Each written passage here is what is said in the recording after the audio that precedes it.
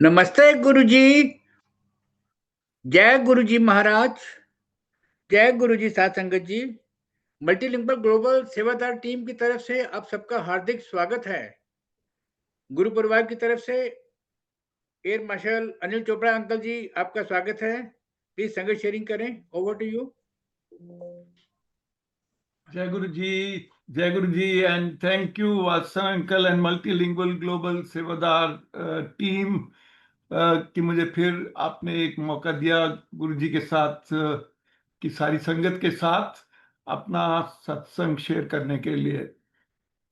गुरु जी महाराज का मुझे हुक्म था कि मुझको अपना सत्संग 1000 बार सुनाना है और आई मस्ट टेल यू कि आज मेरा 439th सत्संग है। यहाँ गुड़गांव और दिल्ली में भी सत्संग होते हैं। लास्ट मैंने जब आपके साथ सत्संग किया था तो 419 सत्संग था और उसके बीच में तकरीबन 20 और बार मुझको सत्संग सुनाने का तो मौका मिला है। गुरुजी महाराज ने 70-80 बार तो अपने होते होते ही सत्संग मुझसे करवा दिया था और गुरुजी की कृपा है हम सब पे और उस कृपा से हम आगे चलते जा रहे हैं और वासन अंकल बहुत अच्छा काम कर रहे हैं। आपकी पूरी टीम बहुत अच्छा काम कर रही है और हम दिल्ली में सब आपके बारे में बातें करते रहते हैं। 1995 में मुझे हेपेटाइटिस बी हो गया था। बहुत बुरा अटैक था और उस अटैक में मेरा बिलिरुबिन काउंट एक 22 हो गया था। अबव 12 जो है वो डेंजरस गिना जाता है। मैं मिलिट्री ऑफिसर था तब, मैं कर्नल रैंक का ग्रुप कैप्टन एयरफोर्स में और RNR हॉस्पिटल ने मुझे DI लिस्ट पे डाल दिया था। DI लिस्ट का मतलब है डेंजरसली इल, यानी कि किसी दिन मैं जा सकता हूं और मुझे डॉक्टरों ने कहा था कि हमारे पास कोई इलाज नहीं है। उसका इलाज आज भी नहीं है। उन्होंने कहा था जो भी ऑल्टरनेट थेरेपीज आप करना चाहें तो करिए, मगर टोटल रेस्ट आपको करना है। तो मैं फुल रेस्ट कर रहा था और उसके बाद मैंने सब तरह की ऑल्टरनेट थेरेपी शुरू कर दी। Ayurveda, homeopathy, colour therapy, magnet therapy, water therapy, Kerala के हजार दाना की को कूट के दूध के साथ, कच्चे दूध के साथ मुझको पिलाया गया और तरह तरह के मैंने थेरेपीज की, मगर मेरा जो बिलिरुबिन काउंट था वो 22 के ऊपर ही रहा और बिल्कुल नीचे नहीं उतर रहा था। उन दिनों 1995 समर्स के दिन में गुरुजी पहली बार दिल्ली आके उन्होंने अपना आश्रम बनाया था ग्रेटर कैलाश S458 GK1 में। तो एक हमारी एयर मार्शल थे, उनकी जो वाइफ थी वो एक डॉक्टर थी मगर गुरुजी के साथ जुड़ी हुई थी जलंधर से। मॉडल टाउन जलंधर में वो रहती थी और आप सब जानते हैं कि वो वहीं पे गुरुजी का मंदिर है जो जलंधर में गुरुजी ने सबसे पहले सेटअप किया था। तो उन्होंने आके मुझे कहा कि एक गुरुजी हैं, वो पहली बार दिल्ली आए हैं, अगर आप ठीक समझो तो मैं उनके पास ले जाती हूँ और वो हील कर देते हैं, उनके पास हीलिंग पावर्स। मैंने इंस्टेंटली कहा मैं चलूंगा और वो शाम को आई एक स्टाफ कार में। वो उन्होंने मुझे बिठाया और हम दोनों जने गुरु जी के यहाँ मंदिर ग्रेटर कैलाश पहुंचे। डॉक्टर ने मुझे कहा था कि मैं को बेड नहीं छोड़ना है, मतलब मैक्सिमम जा सकता हूँ तो बाथरूम जा सकता हूँ, वो भी अपने बेडरूम में, दूसरे रूम तक भी नहीं जाना था। मगर ये तकरीबन 15 किलोमीटर की ड्राइव मैंने की उनके साथ। और जब मैं वहां पहुंचा S458 में तो नीचे 4-5 सीढ़ियां थी, बेसमेंट में गुरुजी का आश्रम बनाया गया था और गुरुजी सामने बैठे थे, लाल कारपेट था, तकरीबन 50 लोग की संगत थी और मैं सीधा चल के गुरुजी के पास पहुंचा और मैंने गुरुजी के पांव छू दिए। गुरुजी ने इमीडिएटली अपना हाथ उठाया, मेरे शोल्डर पे रखा और फिर मेरे सिर पे रखा और कहा, चोपड़ा तेरा कल्याण हो गया, तेनू मैं ठीक करता तू हूं ठीक हो गया है। He said it instantly। मैं फिजिकल कांटेक्ट विद गुरुजी और उनके आश्रम के अंदर मेरी प्रेजेंस सिर्फ अबाउट 45 सेकंड्स थी, जितना टाइम मैंने बेसमेंट में चल के उनके पांव छूने तक का जो टाइम था। तो I was very very happy, impressed but confused, unsure कि गुरुजी ने इतनी तेजी से कैसे मुझको ठीक कर दिया। गुरुजी ने कहा इत्थे बह जाओ जाके। सो सिंस डॉक्टर ने कहा था कि मेरे को अपना ज़्यादा एक्सर्ट नहीं करना, तो मैं एक दीवार के साथ बैक लगा के बैठ गया। उसके बाद पानी प्रसाद वगैरह दिया गया हमें, और 5 मिनट के बाद गुरुजी ने अमृत बनाना शुरू किया। अमृत कैसे बनाते थे? एक सेवादार एक स्टील की ट्रे के अंदर स्टील के टम्बलर्स लेके, पानी के भरे हुए लेके आया। गुरुजी ने एक टम्बलर को उठाया, उसके उनके पास एक चंदन और रुद्राक्ष की माला थी। उन्होंने उस माला को पानी के अंदर घुमाया और कुछ मंत्र बोला। उसके बाद ये पानी अमृत बन गया। उन्होंने सबसे पहला ग्लास वो अमृत का मुझे दिया, मैंने वो ग्लास पिया। वो अमृत बनाते गए और संगत को अमृत के ग्लास देते गए। तो जो मेरा ग्लास खत्म होता था, वो मुझको एक और ग्लास अमृत का दे देते। ऐसे कर करके उन्होंने 8 ग्लास अमृत के मुझे पिला दिए। ये 8 ग्लास पानी पीना 250 ml के टम्बलर्स में आसान नहीं है, मगर जो गुरु जी की पावर्स हैं, जो वो अमृत था, और मैं पीता गया और मुझको किसी तरह की भी अनकंफर्टेबल फीलिंग नहीं हुई। उसके बाद भजन चलते गए। थोड़ी देर बाद अराउंड 9:30 लंगर शुरू हुआ। तो जो डॉक्टर मेरे साथ बैठी थी, जो मुझे लेके गई थी, उन्होंने बोला कि as a doctor I have to tell you कि ये जो खाना है वो आपकी डिजीज के लिए अप्रोप्रिएट नहीं है, मगर आपको डिसाइड करना है कि आपको खाना है कि नहीं खाना। मैंने कहा मैं खाऊंगा। मैंने खाना शुरू किया। 2 रोटियां थी, इंडिविजुअल प्लेट थाली मिली हुई थी सबको। और जब मेरी दूसरी रोटी आधे रास्ते में पहुंची, तो गुरुजी मेरे पास आके खड़े हो गए। उनके हाथ में खूब सारी रोटियां पड़ी। यूं मेरी दूसरी रोटी खत्म हुई तो गुरुजी ने अपने हाथ से एक मुझे रोटी और दे दी। मैंने ले ली, वो भी खा ली। उसके बाद गुरुजी ने कहा, चलो हुण तुसी उठो चोपड़ा, हुण तुसी जाओ।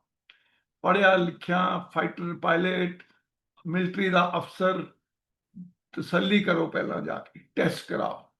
जे ਤੁਹਾਡਾ ਬਿਲੀਰੂबिन काउंट ਥੱਲੇ ਆ ਗਿਆ ਤੇ ਤੁਹਾਡਾ ਕਲਿਆਣ ਹੋ ਗਿਆ। ਅਗਰ ਨਹੀਂ ਆਇਆ ਤੇ ਫਿਰ ਤੇ ਤੁਸੀਂ ਡਾਕਟਰਾਂ ਦੇ ਕੋਲ ਹੈਗੇ ਹੀ ਹੋ। So with those words I left. Guru ji ਨੇ ਕਹਾ ਪਰਸੋਂ ਆਈ, ਉਸ ਰਿਜ਼ਲਟ ਲੈ ਕੇ ਆਈ।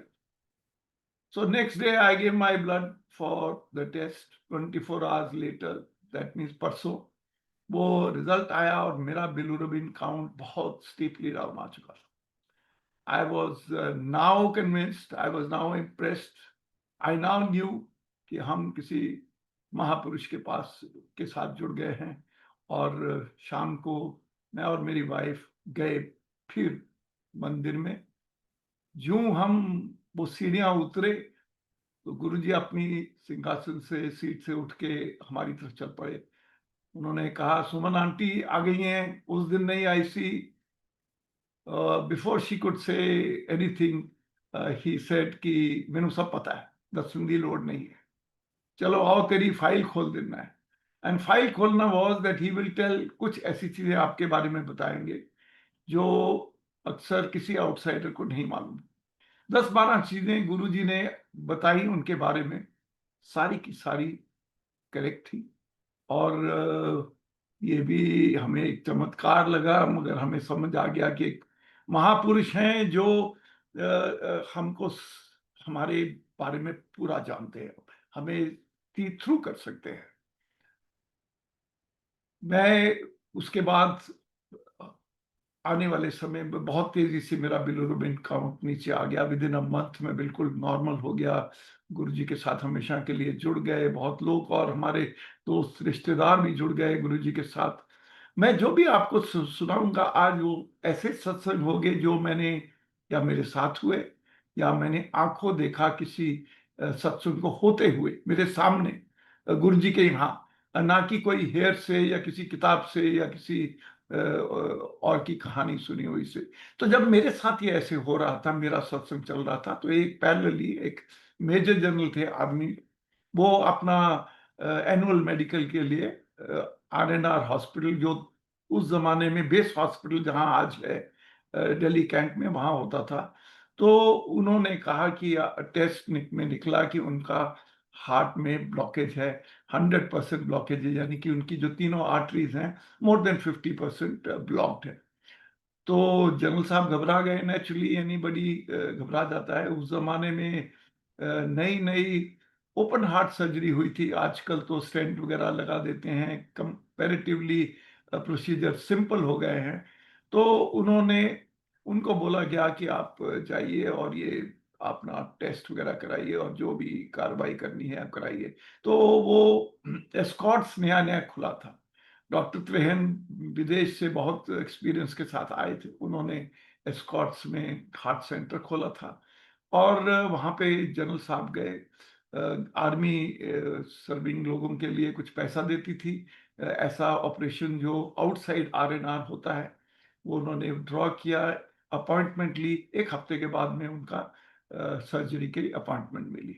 उसके पहले एस्कॉर्ट्स ने चेक किया, उन्होंने भी कंफर्म किया वही रिजल्ट जो आरएनआर हॉस्पिटल ने कहा था।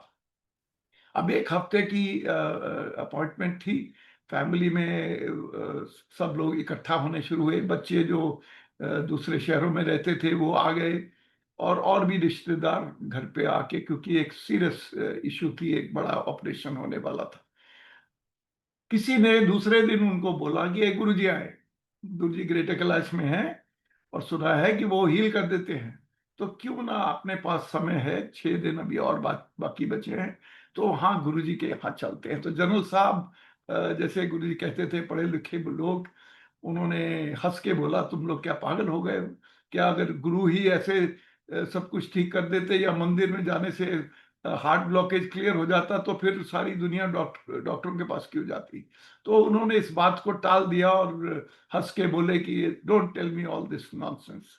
तो फिर एक और दिन निकल गया, पांच पांच दिन बच गए अभी।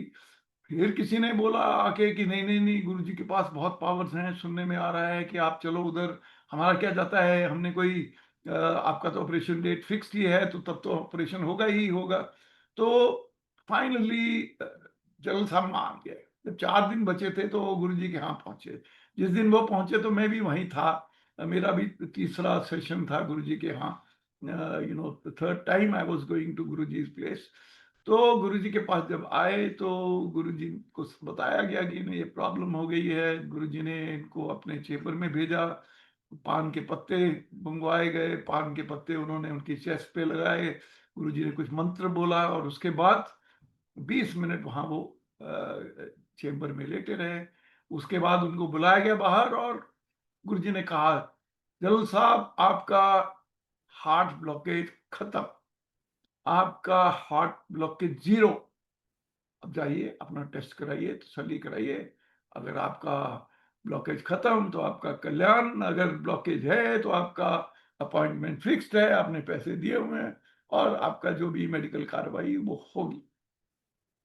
तो जनरल साहब ये सारी बात सुन के और भी कंफ्यूज हो गए, कि उन्होंने समझा कि ये क्या हो रहा है यहाँ पे, कैसे ये पान के पत्ते लगा के कुछ मंत्र बोलने से मेरा हार्ट का ब्लॉकेज, जो इतने बड़े बड़े 2 अस्पतालों ने कहा है, वो क्लियर हो जाएगा। खैर वो गए, फैमिली में फिर डिस्कशन। वो वापस स्कॉट्स गए, उन्होंने कहा कि हमारा एक बार टेस्ट दोबारा करना है। उन्होंने कहा क्या हुआ है, तो उन्होंने बताया कि ऐसे ऐसे हुआ है। तो स्कॉट्स वाले डॉक्टर भी सब हंसने लगे कि तुम लोग पागल हो गए हो, और 10,000 का बड़ा महंगा टेस्ट है। और इन्होंने कहा फैमिली ने कि नहीं, हम 10,000 देंगे। 1995 में 10,000 स्मॉल अमाउंट नहीं था। इन्होंने दिया पैसा, उन्होंने टेस्ट शुरू किया, उन्होंने देखा ब्लॉकेज 0। तो अब वही डॉक्टर जो हंस रहे थे वो हैरान हो गए कि ये क्या हो गया। वो 10,000 भी उन्होंने नहीं लिए। उसके बाद उन्होंने पैसे भी वापस कर दिए जो एडवांस दिया हुआ था, और जो इन्होंने वापस गवर्नमेंट को कर दिए। वो डॉक्टर सारे गुरुजी को मिलने आए। आप जानते हैं कि डॉक्टर त्रेहन बड़े साल उसके बाद भगत रहे, गुरुजी के अभी भी हैं। तो बहुत से डॉक्टर्स गुरुजी के साथ जुड़ गए। फौजी शुरू से ही गुरुजी के साथ बहुत ज्यादा जुड़े हुए थे। मैंने कुछ साल बाद जब मैं गुरुजी के साथ ज्यादा कन्वर्सेशन कर सकता था, तो मैंने एक दिन गुरुजी से पूछा, मैंने कहा गुरुजी इतने फौजी और इतने डॉक्टर आपके साथ कैसे जुड़े हैं? तो उन्होंने मुझे बताया कि जो किसी गुरु की ब्लेसिंग्स लेने के लिए एक चीज बहुत जरूरी है कि आदमी का कनेक्शन और आदमी का दिल साफ होना, ये दो बहुत जरूरी है। तो कहते हैं जो फौजी होते हैं ना, बड़े यंग 15 साल की उम्र में उनको फौज में ले जाते हैं, उनको ट्रेनिंग व्रेनिंग करते हैं, उनके डंडे से पिटाई होती है, उनको जैसे आयरन को हॉट करके उसको शेप दी जाती है, वैसे फौजियों को शेप दी जाती है। तो उसके दिमाग में एक डिसिप्लिन तरह का इंसान बन जाता है, एक रिलेटिवली क्लियर हार्टेड इंसान बनता है। और गुरुओं के साथ जो जुड़ने के लिए जो डिसिप्लिन चाहिए, जो अनकंडीशनल कनेक्शन चाहिए, वो फौजियों के अंदर बहुत जल्दी आ जाता है। वो किसी जो एम बनाते हैं उस एम का को छोड़ते नहीं है उसके बाद। तो इसलिए गुरुजी के साथ बहुत फौजी जुड़े हुए थे और गुरुजी ने बहुत फौजियों को हील भी किया। और इसी तरह डॉक्टर जो हैं, गुरुजी कहते थे कि डॉक्टरों को पता है कि हर मेडिसिन में एक लिमिट है। ये नहीं कि एलोपैथी में हर चीज का इलाज है, फिर भी लोग कैंसर से हर साल हजारों लाखों लोग मर रहे हैं और बीमारियों से मर रहे हैं। तो सबको पता है कि एक लिमिट है, और इसलिए बहुत एलोपैथिक डॉक्टर्स भी ऑल्टरनेट थेरेपी करते हैं, होम्योपैथी या आयुर्वेदा भी रिकमेंड भी करते हैं अपने पेशेंट्स को। तो इसलिए बहुत से डॉक्टर गुरुजी के यहाँ जुड़े हुए थे, और डॉक्टरों को भी मालूम था कि गुरुजी के पास बहुत पावर्स हैं जिससे वो हील कर देते हैं। ये तो मैंने आपको दो मेडिकल वाले सत्संग सुनाए। मैं कुछ और तरह के सत्संग सुनाता हूँ जो गुरुजी की पावर्स थी। एक बार एक और मेरे दोस्त पायलट थे, वो ये वीआईपी स्क्वाड्रन में सीओ थे, वो ट्रांसपोर्ट एयरक्राफ्ट उड़ाते थे, और वो कहने लगे कि एक मेरी ट्रेनिंग क्रॉस कंट्री आ रही है। तकरीबन 6 महीने पहले हम गुरुजी से जुड़े हुए थे, नवंबर का महीना था। हमने आदमपुर एक एयरफील्ड है जलंधर के पास, तो उन्होंने कहा मैं एक ट्रेनिंग फ्लाइट बनाने की सोच रहा हूँ, उस इलाके में मुझको जाना है। तो मैं उसी फ्लाइट के साथ हम दो काम कर लेंगे, मैं अपनी ट्रेनिंग फ्लाइट भी कर लूंगा, अगर गुरु जी हुए तो उनके यहाँ दर्शन करके हम उनके ब्लेसिंग्स लेके आ जाएंगे। तो मैंने एक दिन पहले गुरु जी के आश्रम में जलंधर फोन किया, और एक सेवादार ने बताया कि हाँ गुरु जी कल यहाँ पे होंगे। तो अगले दिन हम सवेरे सवेरे अपनी फ्लाइट प्लान करके पालम एयरपोर्ट पे पहुंच गए। और जहाँ वहाँ पहुंचे तो एकदम विजिबिलिटी, सर्दियों के दिन विजिबिलिटी एकदम डाउन हो गई, और इतनी डाउन हो गई कि हमारे को टेक ऑफ करने के लिए, स्टार्टअप करना के लिए परमिशन नहीं मिला। फिर फाइनली जब परमिशन मिला तो 12 बज गए दोपहर के। फिर भी हमने सोच रखा था कि हम जाएंगे, तो इसलिए हम गए। हम जब टेक ऑफ करके आदमपुर पहुंचे, 1.25 घंटा का फ्लाइट, वहां पे जाके जब तक हम जहाज को स्विच ऑफ करके एक कोई जिप्सी लेके हम पहुंचे जब गुरुजी के आश्रम में, दोपहर के 3 बज गए थे। तो जब हम जा रहे थे, हमको बेस कमांडर ने बता दिया था कि आज की लास्ट टेक ऑफ 6 बजे की है, बिकॉज नाइट फ्लाइंग परमिटेड नहीं है। तो हमको ये था कि हमको 6 बजे तक वापस टेक ऑफ के लिए वापस होना चाहिए। तो जब हम 3 बजे के करीब पहुंचे तो गुरुजी के आश्रम में भजन चल रहे थे जलंधर में। 4-5 संगत बैठी हुई थी, हम भी जाके वहां बैठ गए। तो किसी संगत ने पूछा कि आप लोग पायलट हो? हमने कहा हाँ। कहते आप लोग दिल्ली से आए हो? दे हाँ। उन्होंने बोला कि गुरुजी तो आपसे के बारे में सवेरे के 10:30 बजे से बातें कर रहे हैं, कह रहे हैं आज पायलट आएंगे हमारे दो वहां से दिल्ली से, और वो तो आपकी वेट कर करके अब वो रेस्ट कर रहे हैं अपने चेम्बर में। हम बैठे रहे। तकरीबन 4 बजे, 4, 4:15 की गुरुजी अपने चेम्बर से बाहर निकले। हमने उठ के उनके पाँव छुए, और गुरुजी कहने लगे सवेरे सवेरे आना सीगा, ये कोई टाइम है, इन्नी लेट किदां कर दिता? So before we could say anything Guruji ने कहा नहीं, मैनू दसन दी लोड़ नहीं है, मैनू पता है क्यों तुसी लेट हो गए। तो anyway we sat down just next to Guruji as I said. तब हम 6-7 ही लोग संगत थे। आहिस्ता आहिस्ता संगत बढ़ने लगी। तो गुरुजी के साथ कुछ बातें बुतें भी होती रही। फिर गुरुजी ने 8 बजे के करीब, नहीं 5 बजे के करीब, मेरे को था कि अगर हमको वापस 6 बजे टेक ऑफ करनी है तो 5 बजे हमको निकलना चाहिए। तो 4:45 बजे मैंने ऐसे घड़ी की तरफ देखा, क्योंकि मैं गुरुजी के बिल्कुल पास बैठा होता। गुरुजी ने मुझे घड़ी देखते हुए देख लिया। तो गुरुजी ने कहा पहला लेट आंदे हो, हुण घड़ियां देखते हो। He told me like this. नहीं ऐसे गुरुजी ने, नहीं कोई ऐसी बात नहीं है, नहीं नहीं मैं सब समझता है, गुरुजी से। उसके बाद टाइम निकल गया, शाम हो गई, रात होने का टाइम हो गया। 8 बजे गुरुजी ने किसी अपने सेवादार को इशारा किया, वो 2 साड़ियां और 4 डब्बे लवली के लड्डू के लेके आ गया। गुरु जी ने क्या, चलो चोपड़ा तुसी उठो हुन दोनों। ते उन्होंने वो 2 2 डब्बे और एक एक साड़ी में उसको और मेरे को, ग्रुप कैप्टन जो दूसरे थे, हमको दोनों को उन्होंने दे दी। क्या हूं तुसी जाओ। ਅਸੀਂ ਕਿਹਾ ਗੁਰੂ ਜੀ ਹੁਣ ਤਾਂ ਅਸੀਂ ਕੱਲ ਹੀ ਜਾ ਸਕਦੇ ਹਾਂ, ਸਾਡੀ ਟੇਕ ਆਫ ਤਾਂ ਹੁਣ ਹੋ ਨਹੀਂ ਸਕਦੀ, ਤੇ ਅਸੀਂ ਤਾਂ ਹੁਣ ਲੰਗਰ ਖਾ ਕੇ ਜਾਵਾਂਗੇ। ਨਹੀਂ ਨਹੀਂ नहीं नहीं नहीं, ਤੁਸੀਂ जाओ। नाउ व्हेन गुरु जी से दैट्स एन ऑर्डर, तो हमने फिर अपने निकले वहां से मंदिर से, और जाके हम 9 बजे के करीब आदमपुर एयरबेस पे पहुंच रहे हैं। जब हम बेस में एंटर करते हैं तो हमारे लिए एक मैसेज दिया हुआ है गार्ड रूम में कि नाइट फ्लाइंग को स्पेशल क्लियरेंस आ गई है दिल्ली से, नाइट फ्लाइंग क्लियर हो गई है, आपका जहाज तैयार पड़ा है, अगर आप जाना चाहो तो अभी जाके टेक ऑफ कर सकते हो। फाइनली हम अराउंड 10 o'clock हमने टेक ऑफ किया, और 11 सवा 11 बजे हम दिल्ली पहुंचे अपने अपने घरों में। कैसे गुरु जी ने ये सारा कुछ कोऑर्डिनेट हुआ। लोग कहते हैं कि ये तो बाई चांस भी हो सकता है, मगर गुरु जी ने आज तक हमको कभी लंगर से पहले भेजा ही नहीं। उस दिन लंगर से पहले भेज दिया, तो वो भी हुक्म किया कि नहीं नहीं जाना ही जाना है। मतलब हमारी भी नहीं सुनी उन्होंने लंगर के बारे में। तो ये सारा कैसे हुआ, you can call it a miracle, but you can also say कि ये गुरु जी की जो पावर्स हैं वो दैट वाज विजिबल। देखिए हम सब पढ़े लिखे लोग हैं, गुरु जी की मोस्टली संगत बहुत पढ़ी लिखी है, और अच्छे अच्छे तरह के काम कर रहे हैं लोग। तो इसलिए जो भी गुरु जी के साथ जुड़ा है वो बड़ी लॉजिक और सोच समझ के जुड़ा है, और उसको कन्विंस है कि गुरु जी की पावर्स वाकई ही गुरु जी की पावर्स थी। गुरु जी के पास बहुत वीवीआईपी, सो कॉल्ड वीवीआईपी, जो हम लोग तो नहीं बिलीव करते इस दुनिया में कोई वीवीआईपी है। सर्टनली किसी गुरु और मंदिर के अंदर तो कोई भी वीआईपी नहीं है, मगर वीपी सिंह, मनमोहन सिंह, 2 3 प्रेसिडेंट्स, मायावती, अपना भजन लाल, बहुत बहुत लोग, बड़े इंडस्ट्रियलिस्ट, वो सब आते थे। तो एटलीस्ट 3 4 लोगों के साथ गुरुजी ने मुझे, जब मैं था, क्योंकि मैं ज्यादा बार नहीं गुरुजी के यहाँ गया, क्योंकि मेरी पोस्टिंग बहुत दूर दूर रही, फॉरेन कंट्री में पोस्टिंग रही, असम में रही, साउथ इंडिया में रही।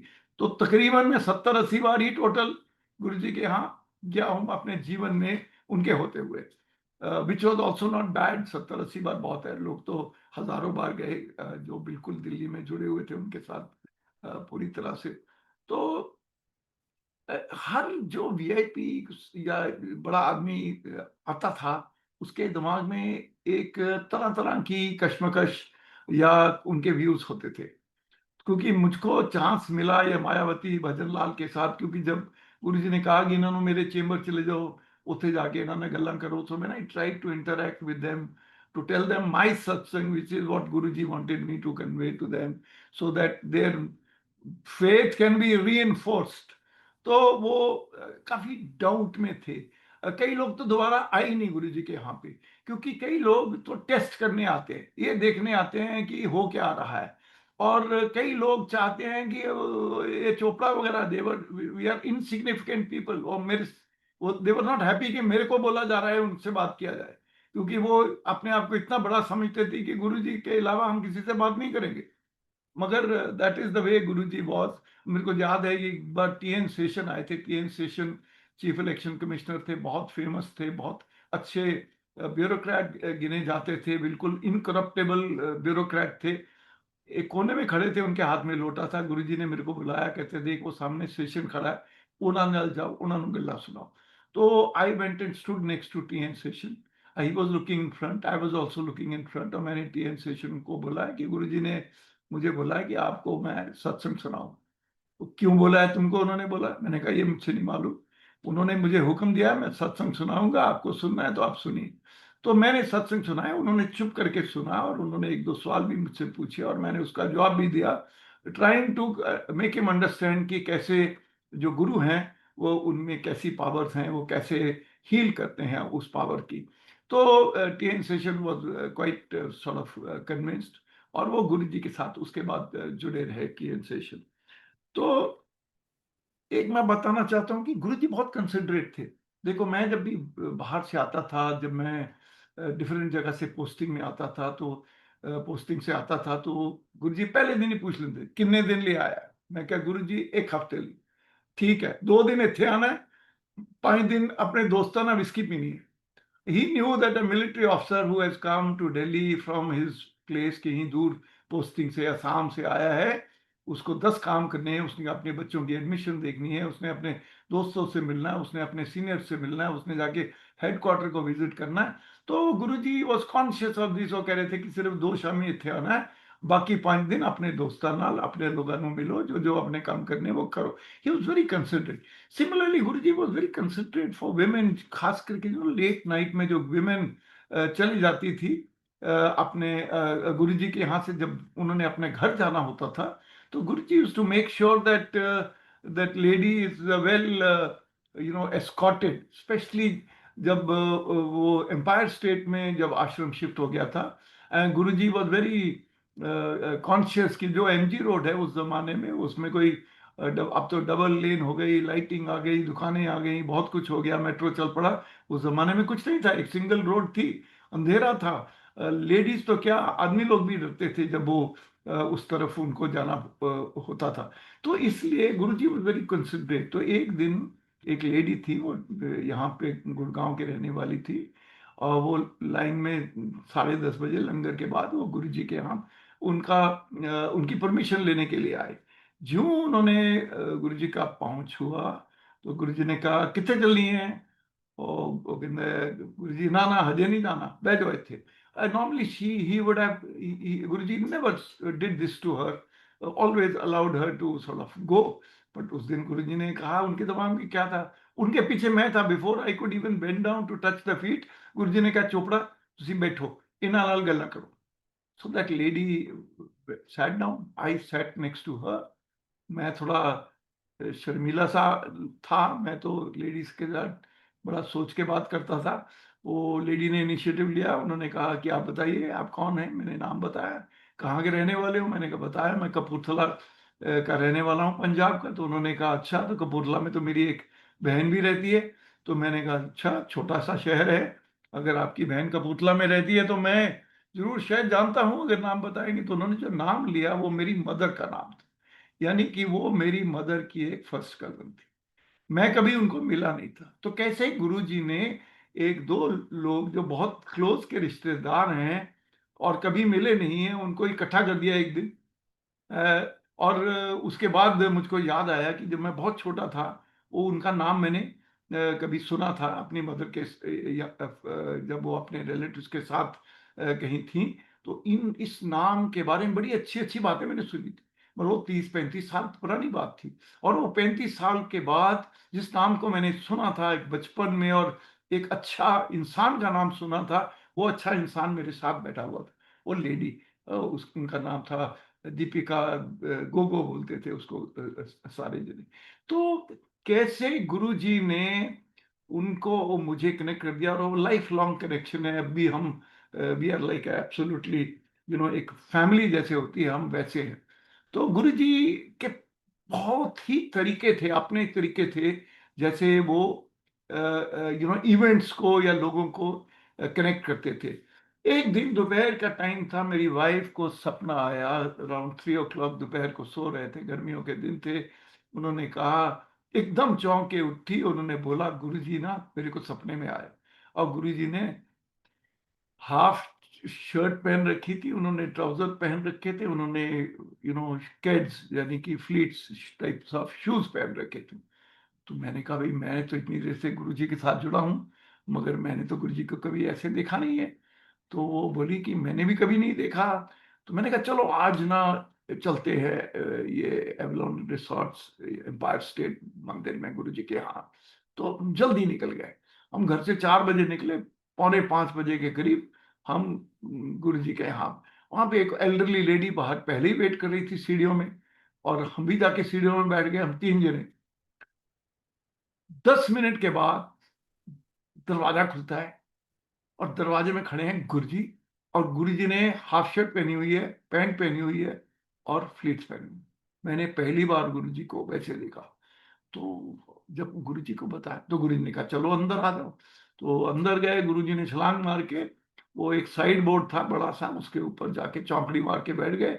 उन्होंने मुझे और मेरी वाइफ को दोनों अपनी एक एक बाजू में ले लिया और बातें करने लगे। और जब हमने ये सपने की बात बताई तो गुरुजी ने बताया कि कहते मैं तो हर रोज पहनता हूँ, मैं तो सवेरे सवेरे वॉक करने जाता हूँ, तो उसमें तो टी शर्ट और ट्राउजर और फ्लीट्स के अंदर ही जाता हूँ वॉक करने के लिए। तो कैसे गुरुजी के कई कई रूप हमको मिलने को देखने को मिले। बहुत लोग मुझसे बातें करते थे, आज भी बातें करते हैं समझने के लिए। आज तो इसलिए बातें करते हैं कि गुरुजी जानना चाहते हैं, लोग जानना चाहते हैं कि गुरुजी के साथ कनेक्ट कैसे करूं। तो उस जमाने में भी लोग बड़े डाउट इफ एंड बट्स बहुत लोगों के दिमाग में होता था। तो वो मेरे को किसी ने बोला, किसी ने नहीं, कईयों ने बोला कि ये देखो गुरुजी ने आपको 45 सेकेंड्स ऑफ योर प्रेजेंस में एकदम ब्लेसिंग कर दिया, आप ठीक हो गए, आपका कल्याण कर दिया उन्होंने। और हमारे साथ तो उन्होंने आज तक बात नहीं की, आंख से आंख नहीं मिलाई। हमको तो कुछ फीलिंग ही नहीं आती है कि गुरुजी हमारे लिए कुछ कर भी रहे हैं नहीं कर रहे हैं। तो मैंने कहा गुरुजी ऐसे लोग बातें करते हैं। तो जो गुरुजी ने बताया, I thought this is very important. जैसे मैंने शुरू में बताया कि गुरुओं के पास दो पावर्स होती है। एक तो उनके पास पावर है कि एनर्जी, वो रेडिएट कर रहे हैं एनर्जी सारी डायरेक्शन में, ओमनी ओमनी डायरेक्शन, हर डायरेक्शन में अंदर उनकी एनर्जी जा रही है और बड़ी पावरफुल एनर्जी है। हम सब थोड़ा थोड़ा एनर्जी ट्रांसमिट करते हैं, पर जो गुरु होते हैं जिनके पास स्पेशल पावर्स होती हैं, वो सुपर पावर्स होते हैं, वो बहुत सी एनर्जी ट्रांसमिट कर रहे हैं। और दूसरी पावर होती है गुरु के पास, वो सी थ्रू कर सकते हैं आपको। जैसे हम एक एक्सरे विजन जिसको कहा जा सकता है, ये गुरु जी बताने लगे कि देखो जो गुरु है ना, वो अपनी एनर्जी सारे डायरेक्शन में अपनी ब्लेसिंग्स दे रहा है, और गुरु के अंदर पावर है कि सी थ्रू कर ले। कहते जिस दिन तुम अंदर एंटर किए, आप सीढ़ियों से उतर रहे थे, मैंने आपको देखा, मुझे लगा कि ये बंदा फुल्ली अलाइंड है। कहते आपकी एयरफोर्स की लैंग्वेज में बताता हूं कि आपका जो रेडार है वो फुल्ली मेरी तरफ पॉइंट कर रहा था, और मेरे को रियलाइज किया कि आप फुल्ली इमीडिएटली पहले से ही कनेक्टेड हो मेरे साथ, और मैंने एक आपको बर्स्ट ऑफ एनर्जी दी जो आपने फुल्ली कंज्यूम कर ली और आप बिल्कुल इंस्टेंटली ठीक हो गए। तो ये जो बात जो गुरुजी ने मुझे समझाई, और मैं तो उस दिन से लेके आज तक ये दुनिया को सबको बताता हूँ। और इसी गुरुजी की बात से ये वर्ड ब्लेसिंग्स रेडी निकला, कि यानी कि गुरुजी ने कहा कि मैं तो सबको ब्लेस करने की कोशिश कर रहा हूँ, मगर क्या वो ब्लेसिंग लेने वाला तैयार है कि नहीं है, वो ब्लेसिंग रेडी है कि नहीं है। तो इस ब्लेसिंग रेडी जो आप वर्ड अब बहुत यूज होता है आज, कमांडर शर्मा की किताब का शीर्षक भी यही है, ब्लेसिंग्स रेडी। सो ये ब्लेसिंग रेडी उस कन्वर्सेशन जो गुरुजी ने मुझे समझाया, और जो मैं आज तक दुनिया को समझाने की कोशिश कर रहा हूँ संगत को, कि ये ब्लेसिंग रेडी होना हमारे लिए बहुत एक जरूरी पहलू है। गुरुजी जब होते थे तो गुरुजी अक्सर लोगों को पांव दबाने को, उनके काफ दबाने को, उनकी बाजू, उनका हाथ, उनका शोल्डर, उनकी पीठ दबाने को पब्लिक में सबके सामने बोलते थे। हर तरह के लोग, अरुण शौरी से बहुत कराते थे, मेनका गांधी, और बड़ी बड़ी बड़े लोग जिनसे मुझसे भी उन्होंने 2-3 बार पांव दबाने को कहा। तो ऐसे ही रैंडमली किसको बोलते थे उन्हीं को मालूम था कि किसको कहना है, किसी को नहीं कहना। तो मेरे बच्चे, मेरी वाइफ बड़े एनवी फील करते थे कि आपको तो दबाने को बोला है, हमको तो आज तक कभी दबाने को नहीं बोला। आपसे बातें भी बहुत करते हैं, हमारे से तो कभी इतनी ज्यादा बातें भी नहीं की हैं। हालांकि थोड़ी थोड़ी बातें मेरे बच्चों के साथ और मेरी वाइफ के साथ उन्होंने गुरुजी करते थे कभी कभी। तो ये जब सवाल पूछा तो मैंने गुरुजी से पूछा, मैंने कहा लोग ऐसे कह रहे हैं कि आप इनसे उनसे दबाते हो मगर हमसे दबाते नहीं हो। तो जो गुरुजी ने बताया कि ये समझने की बात है। गुरुजी कहते हैं कि देखो अ, दो चीजें हो रही है। एक तो गुरु जब एनर्जी बांट रहा है ना, उसकी थोड़ी एनर्जी लॉस हो रही है। और दूसरी बात है कि जिन लोगों को फिजिकल एनर्जी की जरूरत है कि इस उनको खास करके गुरुजी बोलते हैं। जैसे अरुण शौरी की फैमिली में खूब प्रॉब्लम्स थी जो गुरुजी हील करने की कोशिश कर रहे थे या कर रहे थे। तो वो उनसे बहुत ज्यादा दबाते थे। तो फिर उन्होंने जब ये क्लैरिफाई किया और हम सब समझ गए कि ये दबाने का मतलब क्या था, कि physical transfer of energy blessings to the individual, जिसको गुरुजी समझते थे उनको ज्यादा जरूरत है। एक बार एक रॉयल प्रिंसेस, कोई प्रिंसेस थी किसी राजस्थान के किसी शहर की, वो आई के साथ 3 लड़कियां थी, सारी फैमिली बड़ी गुड लुकिंग फैमिली थी। गुरुजी के पास आई, गुरुजी शायद उनको पहले से ही जानते थे, गुरुजी के कान में उन्होंने कुछ बोला। गुरुजी ने कहा तुसी चलो मेरे चैम्बर से चलो। So that lady and the 3 daughters, और साथ ही मुझको कहा चोपड़ा तुसी भी इन्हों दे नाल जाओ, इन्हों ਨੂੰ ਗੱਲਾਂ ਸੁਣਾਓ। गला सुनाओ मीन सत्संग। सो मैं भी चला गया उधर, और मैं जब गया तो मैंने अपने आप को इंट्रोड्यूस किया और मैं सत्संग सुनाना शुरू किया। अब मैंने आधे रास्ते में ही था तो गुरुजी खुद ही आ गए अंदर। जब गुरुजी अंदर आ गए तो मैंने समझा कि अब मेरा कोई काम नहीं है, तो मैं जाने लगा। गुरुजी नहीं नहीं नहीं नहीं तुसी इत्थे रुको। So I got a chance to listen to that conversation. वो कन्वर्सेशन में क्या गुरुजी ने क्या है, केड़ी कुड़ी का इम्तिहान होया है, उसने कहा दूसरी लड़की का। कौन सा इम्तिहान हुआ, इको ऑनर्स का इम्तिहान हुआ, सेकेंड ईयर। तो गुरुजी ने कहा अच्छा किस तरह होया है, पास हो जाएंगी?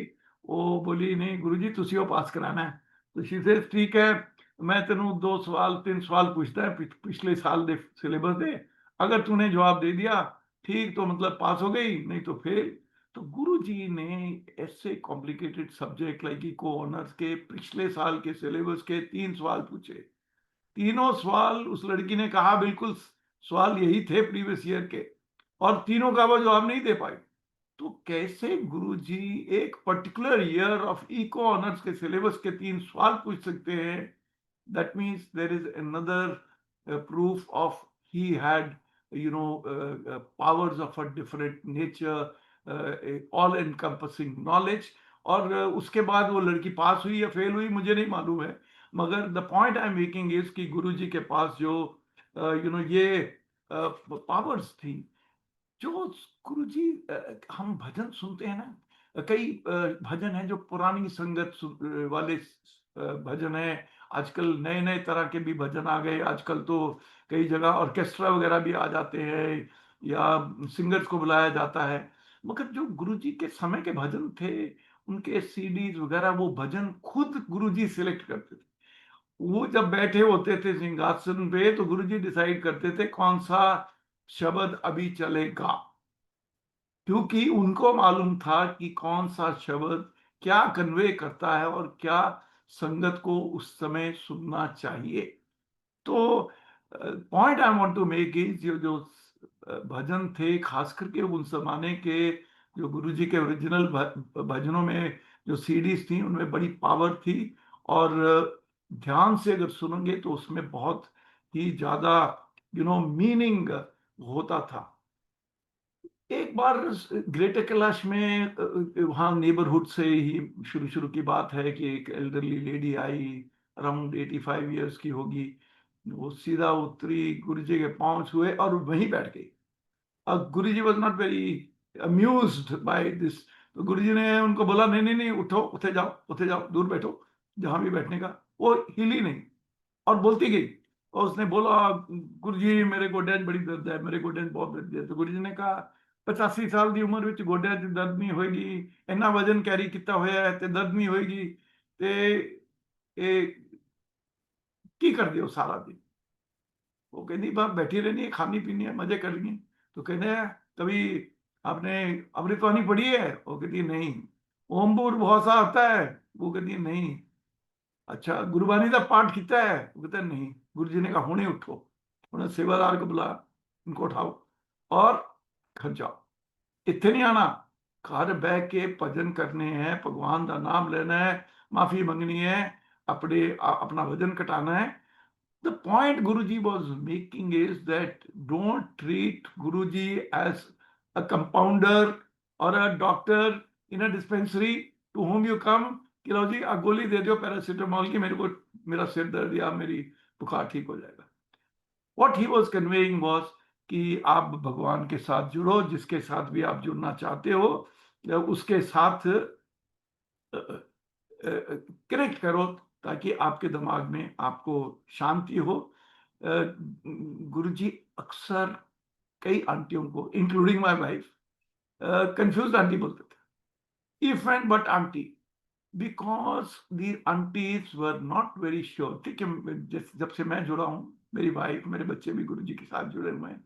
हर का जुड़ने का तरीका अपना अपना तरीका है। मैं किस तरह से जुड़ा हूं, मैं कैसे मेरा कनेक्शन है, वो मैं जानता हूं। ऐसे ही क्या मेरी वाइफ का, मेरे बच्चों का भी सिमिलर कनेक्शन है? बिल्कुल नहीं।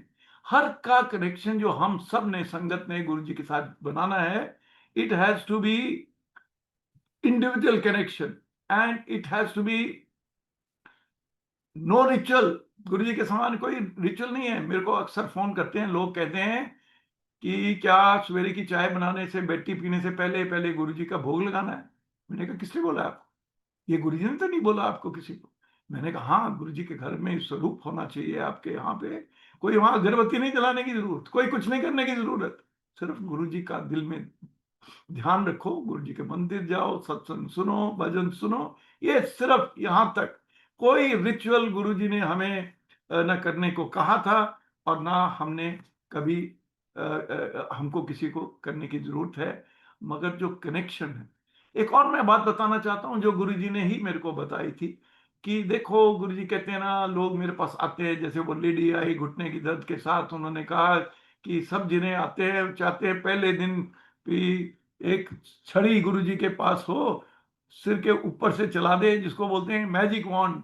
एक कहानी होती थी, हम बचपन में पढ़ते थे कि मैजिक की छड़ी, जिसके साथ इंसान के सारे दुख खत्म, सारे रोग खत्म, और गुरुजी ऐसे करते।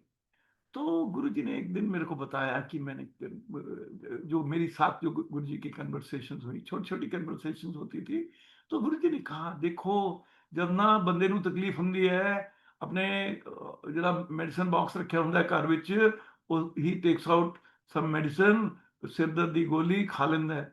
ਕਹਿੰਦੇ ਗੋਲੀਆਂ ਸਿਰ ਦਰਦ ਦੀਆਂ 20 ਤਰ੍ਹਾਂ ਦੀਆਂ ਹੁੰਦੀਆਂ, डिस्प्रिन, एस्प्रिन, सैरोडीन, पता नहीं कितनी कितनी तरह की गोलियां हैं। सबका केमिकल फार्मूला सेम है, मगर फिर भी आपको एक ही सूट करती है, किसी को डिस्प्रिन ही सूट करती है। क्यों डिस्प्रिन सूट करती है? क्योंकि उन्होंने अपने दिमाग में ये बना लिया है कि मेरे को डिस्प्रिन ही सूट करती है, हालांकि केमिकल फार्मूला सबका सेम है। तो वैसे ही कहते हैं कि जब आपकी तकलीफ ठीक नहीं होती, तो आप फैमिली के डॉक्टर को फोन करते हो, कहते हो मेरी ये तकलीफ चल रही है, 3-4 दिन मैंने ये दवाई खाई, फर्क कुछ नहीं पड़ा। तो वो 2-3 टेस्ट करा देता है, दवाई बदल देता है, फिर वो आप देखते हो, फिर वो हफ्ते में बाद फिर फोन करते हो कि अभी भी ठीक नहीं हुई। फिर वो कहता चलो किसी स्पेशलिस्ट को दिखा लेते हैं। फिर आप स्पेशलिस्ट के पास जाते हो, वहां पे फीस देते हो, वहां पे अपॉइंटमेंट लेते हो। फिर जब वहां जाते हो तो लाइन लगी होती है, अपॉइंटमेंट्स 2-2 घंटे पीछे चल रही होती है। फिर वो आपको कह देता है चलो अब एमआरआई करा लो, ये करा लो, वो करा लो। कहते फिर खर्चे आप कर ही जा रहे हो, टाइम निकलता जा रहा है। फिर हड्डियां टूट वगैरह का ऑपरेशन करवा देगा वो कुछ। 6-8 महीने तुम ऐसे लगे रहते हो, कुछ ठीक नहीं हो रहा। तब आपको गुरु याद आते हैं, तब आप गुरुओं के पास आते हो और कहते हैं हमारे यहाँ देखो, गुरु के पास आना, कोई टाइम आप डिसाइड करते हो, डेट आप डिसाइड करते हो, अपॉइंटमेंट किसी की लेनी नहीं, अपनी मर्जी से आना है। और आके फ्री का पानी प्रसाद, फ्री की चाय प्रसाद, फ्री के भजन, फ्री का लंगर प्रसाद, फ्री की ब्लेसिंग्स, सब कुछ फ्री, आपके पेस के ऊपर, आपके टाइम के, आपके मुताबिक। कहते कहां मिलता है ये सब कुछ?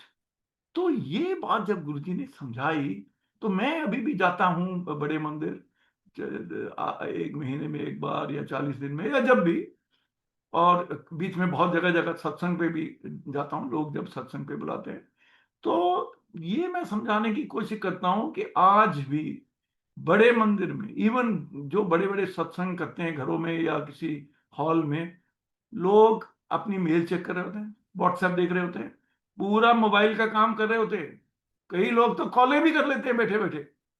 पर गुरु के पास आए हो, इतना स्मूथ अरेंजमेंट है बड़े मंदिर के अंदर। आप जो एंटर करते हो, सेवादार आपको वेरी वेरी स्मूथली, अगर आपको बैठना है तो बैठोगे, नहीं बैठना तो सीधा अपने भजन सुनते सुनते लंगर के ऊपर चल जाओगे। इतना स्मूथ काम है। और वो आधा पौना घंटा घंटा जो भी आपका है जीवन का, जो अपनी मर्जी से छोड़ के आए हो, वो आप मोबाइल कर रहे हो। तो ये मैं बताना चाहता हूँ।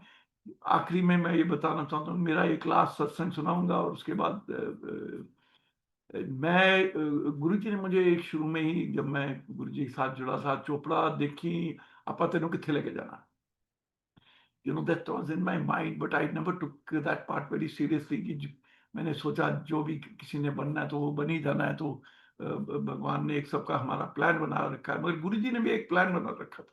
गुरुजी ने मेरे को एक कर्नल लेवल के, ग्रुप कैप्टन लेवल के रैंक पे मेरे को बोल दिया था कि चोपड़ा तू देखी तेनों में की कर। चलो सर्विस में उन्होंने मुझे एयर मार्शल बना दिया। जिस दिन मैं रिटायर हूँ उसके 5 दिन बाद मेरे को उन्होंने कोई अच्छा जॉब दिलवा दिया। उसके बाद एक ट्रिब्यूनल का मेंबर बना दिया जो हाई कोर्ट जज के लेवल का होता है। उसके बाद जो मैं वहां से खत्म हुआ, उन्होंने किसी और जगह, वो अपने आप करते रहे। मैंने किसी चीज के लिए पीछे भागा नहीं। और गुरुजी सब चीज, आज तक मैं 73 ईयर्स का हूँ, गुरुजी ने तरह तरह के रिस्पॉन्सिबिलिटी, अदर देन ये जो ड्यूटी लगाई है 1000 सत्संग सुनाने की, गुरुजी ने कितनी चीजें झोली हमारी भरते रहते हैं। तो मैं क्या बताना चाहता हूं कि गुरु जी के साथ जो दिलो दिमाग से जुड़ा हुआ है, वो उसकी या तो झोली भर रही है या बहुत बड़ी आपत्तियां उसके सिर से उतर रही हैं, जो गुरु जी ने कंट्रोल करके पकड़ के रखी हुई है। जब मैं एयर मार्शल बना तो मैं एक पायलट था, फाइटर पायलट था, मिराज जहाज उड़ाया था मैंने सर्विस के अंदर। तो मैं ग्वालियर गया अपनी एयरबेस में, जहाँ पे मैंने सारी लाइफ की जो जूनियर ऑफिसर जब मैं था तो वहां मैंने फ्लाइंग की थी। जिस स्क्वाड्रन को मैंने कमांड किया था उसको मैं फेयरवेल विजिट करने गया। 2012 फरवरी का महीना था।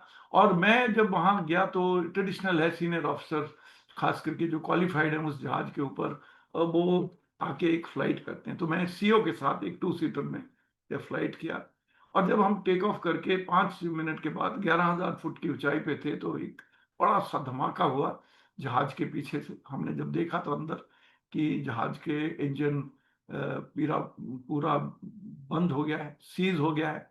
उसका आरपीएम वगैरह जीरो पे आ गया, फायर वार्निंग लाइट ऑन हो गई, यानी कि कुछ धमाका हुआ है, जो इंजन फेल हो गया। तो हमने सोचा शायद इंजन वैसे फेल हो गया, तो हमने उसको रीस्टार्ट करने की कोशिश की। मगर जो फाइटर जहाज है ना, उसमें सिंगल इंजन है मिराज के अंदर। तो वो सिंगल इंजन गया तो मीन्स जहाज अब बहुत तेजी से नीचे उतर रहा था। बहुत कुछ ही क्षण मिले हमें, फ्यू सेकंड्स मिलते हैं आपको क्विक डिसीजन लेने के लिए। और जब वो हम अपने आप को मेंटली तैयार कर रहे थे कि हमको इजेक्ट करना पड़ेगा, तो उस टाइम मेरे दिमाग में दो बातें आई। एक तो मैंने आपको खुद को कहा कि देख, सारी उम्र की ट्रेनिंग का आज टेस्ट है तेरा। दूसरा मैंने कहा, गुरुजी जिस दिन मैं पहले दिन आया था 45 सेकंड के अंदर आपने अपना हाथ मेरे शोल्डर और सिर पे रख के मेरे मेरे को मेरा कल्याण कर दिया था। आज भी अपना हाथ मेरे सिर पे रख देना बस। और उसके बाद हमने सीट का हैंडल खींचा, इजेक्शन हुई। इजेक्शन के अंदर 2.5 सेकंड के अंदर 19 रॉकेट ऑफ कार्ट्रिज फायर करते हैं 2.5 सेकंड में, एक सीक्वेंस के अंदर। और उसमें जरा भी गड़बड़ हो सके तो खत्म। और वो इजेक्शन 59 ईयर्स 2 मंथ्स की एज में। I am the only air marshal in the world जिसने एयर मार्शल के रैंक में फाइटर जहाज से इजेक्ट किया है।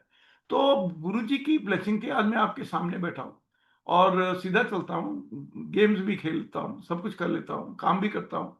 तो ये सब उनकी ब्लेसिंग्स चल रही है। मैं I don't mince my words ये कहने के लिए कि गुरुजी की जो ब्लेसिंग है ना, उसकी पावर आप समझोगे। एक गुरुजी के यहाँ फ्रेग्रेंस होती थी, उनके कभी कभी शू में, उनके कभी कभी पाँव में, उनकी बॉडी से एक फ्रेग्रेंस आती थी। Was a combination of rose and sandal type of combination. सारी लाइफ के अंदर मैंने 5-6 बार ऐसे ओकेजन हुए जब मुझको वो फ्रेग्रेंस अचानक 2-3 महीने पहले भी ऐसे एक दिन हुआ कि वो फ्रेग्रेंस मेरे पास से गुजर गई। तो मुझको लगता है कि गुरुजी यहीं पे घूम रहे हैं कहीं पे। वो फ्रेग्रेंस बहुत खास है। हजारों लाखों लोगों ने उस फ्रेग्रेंस को फील किया है। एक बार नहीं, कई कई बार लोगों ने फील किया है। मैंने तो सिर्फ 4-5 बार ही तो वो फ्रेग्रेंस की है, पर उस फ्रेग्रेंस में बहुत पावर है। हमको वो फीलिंग होती है कि गुरुजी हमारे पास है। मैं आखिरी में संगत को ये बताना चाहता हूँ, जुड़ना है अनकंडीशनल कनेक्शन। फेथ जो नाम की चीज है ना, गुरुजी खुद कहते थे जिससे भी जुड़ो, चाहे वो आप साईं बाबा के भगत हो, किसी और के भगत हो, किसके भी भगत बनो, मगर जुड़ो अनकंडीशनली, क्योंकि तभी आपका कनेक्शन है। अगर आपका कनेक्शन कंप्लीट है, तभी गुरु जी की ब्लेसिंग्स आपके पास फुल फॉर्म में पहुंचेंगी। तो अनकंडीशनल कनेक्शन जो है ना, वो बहुत ही जरूरी है। जो संगत बाद में जुड़ी है, जिन्होंने फिजिकल फॉर्म में गुरु जी को नहीं देखा, उनको ब्लेसिंग उतनी ही मिल रही है और मिलेंगी जितनी जो फिजिकल फॉर्म में जिन लोगों ने भी देखा था। It is okay, because it is the power of your connection. बहुत पुरानी संगत के भी लोग हो सकते हैं जो इतनी अच्छी तरह जुड़े नहीं, और नई संगत के लोग ऐसे हो सकते हैं जो बहुत अच्छी तरह जुड़ गए। तो जो ज्यादा अच्छी तरह जुड़ेगा उसको ही ज्यादा ब्लेसिंग्स मिलेंगी, उसको ही जल्दी हीलिंग होगी। अपना अपना तरीका निकालिए, कोई रिचुअल्स मत करिए, मगर दिल और दिमाग के साथ गुरु जी के साथ जुड़ जाइए। और एक बार फिर धन्यवाद वासन अंकल, धन्यवाद सारे ग्रुप को, सारी टीम को, सेवादार टीम को, जो ये सत्संग रेगुलरली कराती है। जय गुरु जी, जय गुरु जी।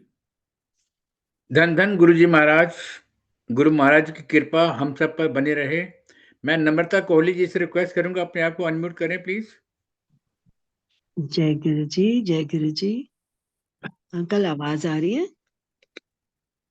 जी आंटी, जी आंटी, यस।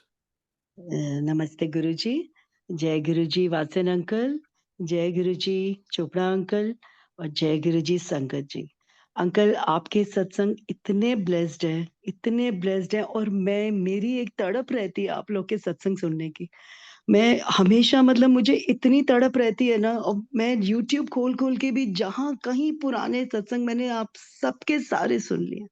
और सो ब्लेस्ड अंकल की आपकी, मतलब सुन के बहुत अच्छा लगता है। और अंकल मेरी बेटी को भी हेपेटाइटिस बी है और काफी सालों से है। तो पहले तो आपके सत्संग कभी सुने नहीं थे, पर अब तो 5 6 7 सालों से मैं उसको हमेशा, जैसे आपने बोला ना 1000 बार ही मैंने सत्संग करना है, तो मैं भी उसको हमेशा आपका सत्संग आगे फॉरवर्ड करती हूँ कि बेटा सुन, अगर गुरुजी महाराज ने चोपड़ा अंकल को ठीक किया है तो तू भी ठीक हो जाएगी। और अंकल उसको बहुत फर्क है, और वो भी अब गुरुजी को बहुत मानती है, और उसको बहुत फ़र्क है अंकल। और आप लोग के सत्संग सुन-सुन के ही मैं तो, मेरा टाइम ही वैसे ही निकलता है uncle. Thank you so much, thank you, thank you, thank you uncle. आपका सत्संग सुन के आज बहुत अच्छा फ़ील आया, और आज मैं बस अपनी बिटिया को अब फॉरवर्ड कर दूँगी कि वो आपका सत्संग सुने। जितनी बार भी सुनो वो नया ही लगता है, और हमेशा ही हम अपना कल्याण महसूस करते हैं uncle. Thank you so much uncle. जय गुरु जी, जय गुरु जी अंकल, जय जय गुरु। गुरु।